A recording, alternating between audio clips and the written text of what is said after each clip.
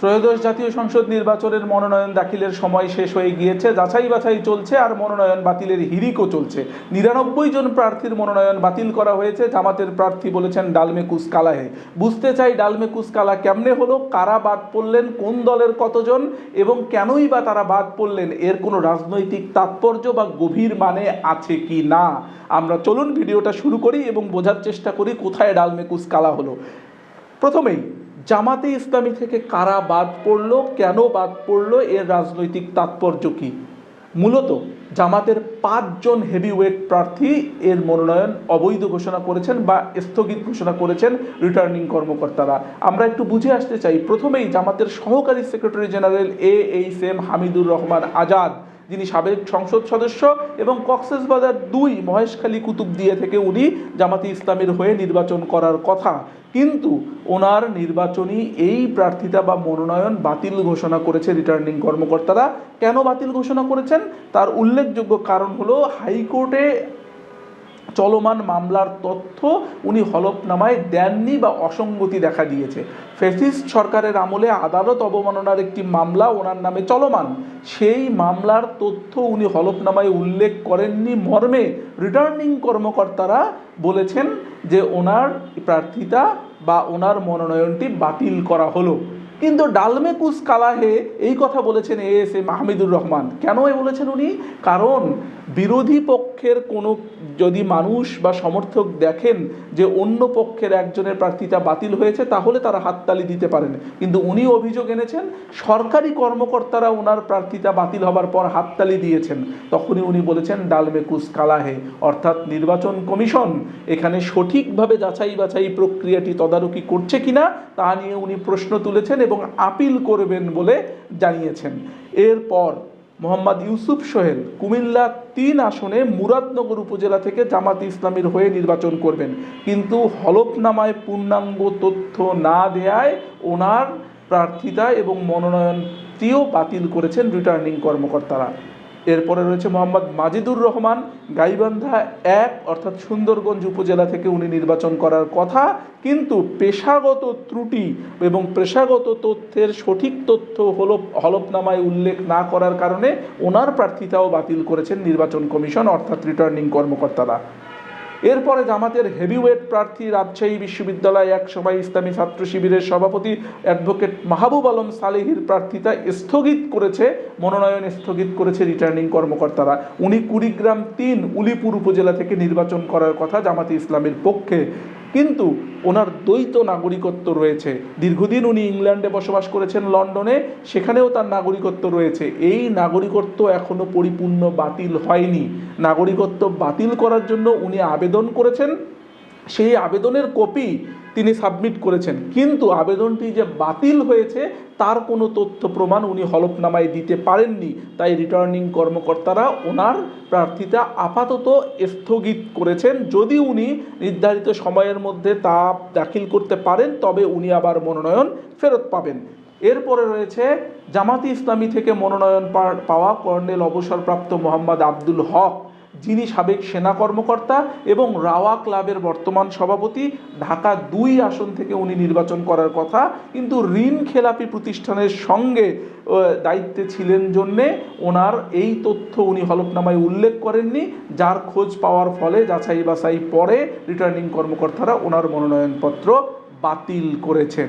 তবে এই বাতিল করা মনোনয়ন নিয়ে উনি কথা বলেছেন। উনি 12-13 সালে এইরকম একটি প্রতিষ্ঠানে ছিলেন যেখানে নানান রকম ঋণ খেলাপির ব্যাপার ছিল জন্য পরবর্তীতে উনি দায়িত্ব ত্যাগ করেছেন। এখন উনি আর এর সাথে সংশ্লিষ্ট নয়। তবে এনার ওই ব্যাখ্যা এবং আবেদন যদি রিটার্নিং কর্মকর্তারা আমলে নেন এবং মনে করেন উনি সঠিক তথ্য দিচ্ছেন তাহলে হয়তো উনি প্রার্থিতা ফেরত পেতে পারেন। তবে এই আসনে আমানুল্লাহ আমান এবং বিএনপির পক্ষে এবং ইসলামী আন্দোলন বাংলাদেশের অন্য যে প্রার্থী ছিলেন তাদের 2 জনের প্রার্থিতা বৈধ ঘোষণা করা হয়েছে। এই ছিল জামাতের অনেক প্রার্থীর ভিতরে 5 জন হেভিওয়েট প্রার্থী যারা কিনা নির্বাচনে মনোনয়ন তাদের বাতিল ঘোষণা করেছে রিটার্নিং কর্মকর্তারা। আমরা একটু বুঝে আসি, এখানে একটা বিষয় খুব পরিষ্কার। সেই পরিষ্কার বিষয়টি হলো জামাতের ক্ষেত্রে কোথাও সহিংসতা বা রাষ্ট্রবিরোধী অভিযোগে তাদের মনোনয়নপত্র বাতিল করা হয়নি, বরং আইনি এবং কাগজপত্র সংক্রান্ত ত্রুটির কারণেই কিন্তু তাদের মনোনয়নপত্র বাতিল করা হয়েছে। কিন্তু দলের শীর্ষ নেতাদের মনোনয়ন যখন বাতিল হয় তখন সেটি শুধু আইনি প্রক্রিয়া নয়, বরং রাজনৈতিক বার্তা হিসাবেও দেখা যায়। কারণ কর্মীদের মনোবল অনেক ক্ষেত্রে ভেঙে যায়, অনেক ক্ষেত্রে একটা সংশয় তৈরি হয়। সঠিক কাগজপত্র যথাসময়ে যদি দাখিল করতে না পারা যায় তাহলে সেটা মুশকিল অবস্থানে তৈরি হতেও পারে। আর তার উপর যদি ডালমেকুস কালার মতো সরকারি কর্মকর্তারাও হাততালি দিতে শুরু করে তাহলে এই প্রক্রিয়াটি জটিল থেকে জটিলতর হবে, সেটাই খুব স্বাভাবিক। এ তো গেল জামাতে ইসলামের কথা। এবার আসুন বিএনপি এবং তাদের স্বতন্ত্র প্রার্থীদের কথা। বিএনপি থেকে মনোনয়ন প্রাপ্ত প্রার্থীদের সরাসরি কারোরই মনোনয়নপত্র তেমন বাতিল হয়নি, বরঞ্চ বিএনপির আদেশকে অমান্য করে যারা বিদ্রোহী প্রার্থী স্বতন্ত্র হিসেবে নির্বাচন করতে চেয়েছিলেন এমন গুরুত্বপূর্ণ 4 জনের মনোনয়ন বাতিল করেছে রিটার্নিং কর্মকর্তারা। তার মধ্যে প্রথমেই আছেন মুন্সিগঞ্জ 1 আসন থেকে বিএনপির পক্ষে বিদ্রোহী প্রার্থী হিসেবে নির্বাচন করতে চাওয়া মীর শরাফত আলী, যিনি কিনা বিএনপির কেন্দ্রীয় স্বেচ্ছাসেবক বিষয়ক সম্পাদক, এবং ওনার প্রার্থিতা বাতিলের কারণ হলো স্বতন্ত্র প্রার্থী হিসেবে সমর্থনকারী ভোটারের তথ্যে গরমিল। অর্থাৎ স্বতন্ত্র প্রার্থী হিসেবে নির্বাচন করতে গেলে একজন নির্দিষ্ট সংখ্যক ভোটারের তার স্বতন্ত্র প্রার্থী হিসেবে নির্বাচন করতে একটা সাইন লাগে, গণস্বাক্ষর লাগে। সেখানে একটা গরমিল পেয়েছেন নির্বাচন কমিশনের কর্মকর্তারা, অর্থাৎ রিটার্নিং কর্মকর্তারা, ফলত তার প্রার্থিতা বাতিল করা হয়েছে বা মনোনয়ন বাতিল করা হয়েছে। মুন্সিগঞ্জ 1 আসনেই আরেকজন প্রার্থী, উনিও স্বতন্ত্র হিসাবে দাঁড়িয়েছিলেন, যিনি হলেন মোহাম্মদ মমিন আলী, তিনিও জেলা বিএনপির আহ্বায়ক কমিটির সদস্য। ওনারও প্রার্থিতা এবং মনোনয়ন বাতিল করেছেন। কেন বাতিল করেছেন? সেটি হলো একই কারণ, সমর্থনকারী ভোটার সংক্রান্ত ত্রুটি, অর্থাৎ যে ভোটারদের সাইন নিয়েছিলেন সেখানে একটা ত্রুটি দেখা দিয়েছে। মুন্সিগঞ্জ 3 আসনের আরেক প্রার্থী মোহাম্মদ মহিউদ্দিন, তিনিও জেলা বিএনপির আহ্বায়ক কমিটির সদস্য সচিব, তিনিও স্বতন্ত্র প্রার্থী হিসাবে যে শর্ত রয়েছিল সেই শর্ত পূরণে ব্যর্থ হয়েছেন, তাই তার মনোনয়ন বাতিল ঘোষণা করেছে রিটার্নিং কর্মকর্তারা। রংপুর 3 আসন থেকে স্বতন্ত্র প্রার্থী হিসেবে নির্বাচন করেছেন রিটা রহমান, উনি বিএনপির মনোনয়ন বঞ্চিত একজন নেতা। হলফনামা এবং কাগজপত্রে ত্রুটি থাকার কারণে ওনার মনোনয়নপত্রটি বাতিল করেছে নির্বাচন কমিশনের কর্মকর্তাবৃন্দ।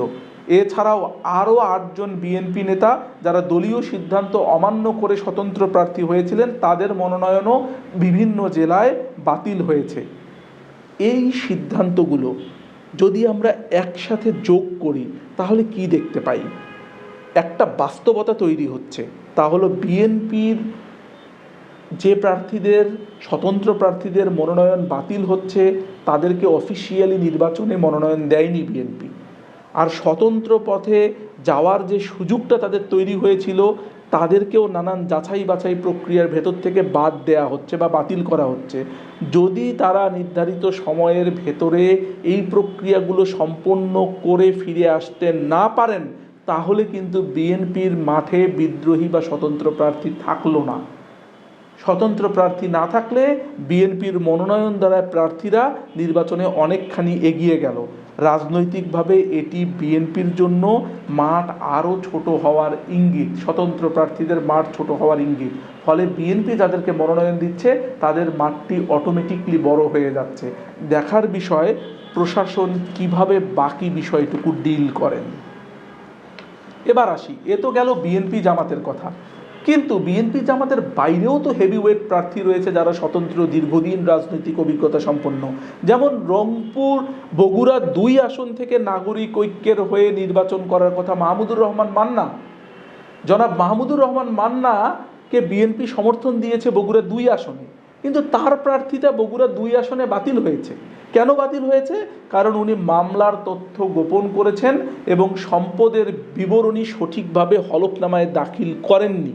তাই বগুড়া 2 আসনে ওনার প্রার্থিতা বা মনোনয়ন বাতিল করেছেন রিটার্নিং কর্মকর্তারা। জনাব মাহমুদুর রহমান মান্না বাংলাদেশের রাজনৈতিক ইতিহাসে একটি বড় মুখ এবং বড় পরিচিতি। কিন্তু অবাক করার বিষয় কি জানেন? এই মাহমুদুর রহমান মান্না সাহেব ঢাকা 18 আসনে উনি ব্যক্তিগতভাবে নির্বাচন করার কথা বলেছিলেন, সেখানে আবার ওনার মনোনয়ন বৈধ হয়েছে।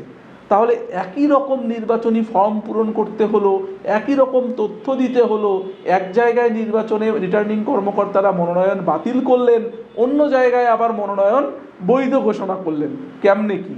এই প্রশ্নটা কিন্তু সামনের দিকে উঠছে, মানুষ জিজ্ঞাসা করছে। এবং মাহমুদুর রহমান মান্না সাহেব বলেছেন, এতবার উনি নির্বাচনে অংশগ্রহণ করেছেন, কখনোই রিটার্নিং কর্মকর্তাদের বা নির্বাচন কমিশনের যাচাই বাছাই প্রক্রিয়ায় এতটাই স্ক্রুটিনি এবং এত কঠিনভাবে দেখতে উনি এর আগে কখনো দেখেননি। ওকে, আবদুল্লাহ কাফি সিপিবি অর্থাৎ কমিউনিস্ট পার্টি বাংলাদেশের হয়ে কুমিল্লা 5 আসনে নির্বাচন করার কথা, ওনার নির্বাচনী প্রার্থিতাও মনোনয়ন বাতিল করেছেন দলীয় নেতৃত্ব সংক্রান্ত ইলেকশন কমিশন সিস্টেমে হালনাগাদ না থাকা।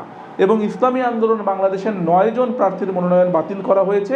এর কারণগুলো হলো হলফনামায় ত্রুটি থাকা এবং ঋণ খেলাপি থাকা। এত সব কিছুর বাইরেও এনসিপি থেকে সদ্য পদত্যাগ করা বাংলাদেশের রাজনীতিতে যে কজন তরুণকে নিয়ে খুব আশা করেছিল বাংলাদেশের জনগণ, তাদের মধ্যে অন্যতম তাসনিম জারা। ঢাকা 9 আসন থেকে নির্বাচন করার কথা তার, কিন্তু ভোটারদের স্বাক্ষর সংক্রান্ত জটিলতায় রিটার্নিং কর্মকর্তারা তার মনোনয়ন বাতিল ঘোষণা করেছেন। তাহলে এই যে স্বতন্ত্র প্রার্থী হিসেবে যারা নির্বাচন করছেন, তাদের প্রায় সবারই ভোটারের এই স্বাক্ষর সংক্রান্ত একটা জটিলতা রয়েছে। এই নিয়ে তাসনিম যারা অভিযোগ করেছিলেন, অনেকেই ভোটার নাম্বার জানেন না, নির্বাচন কমিশনের ওয়েবসাইটে গিয়েও সেখানে ভোটার নাম্বার খুঁজে পাওয়া যাচ্ছে না, নানান জটিলতা হচ্ছে, যার কারণে প্রার্থীরা তাদের সকল শর্ত সঠিকভাবে পূরণ করতে পারছেন না। তবে টেকনিক্যাল এই ত্রুটিগুলো আইনের ভাষায় থাকলেও এগুলো কি আসলে বিরোধী মাঠ সংকোচনের বাস্তব চিত্র কিনা সেগুলো দেখতে হবে। আপিলে হয়তো কেউ কেউ ফিরে আসবে।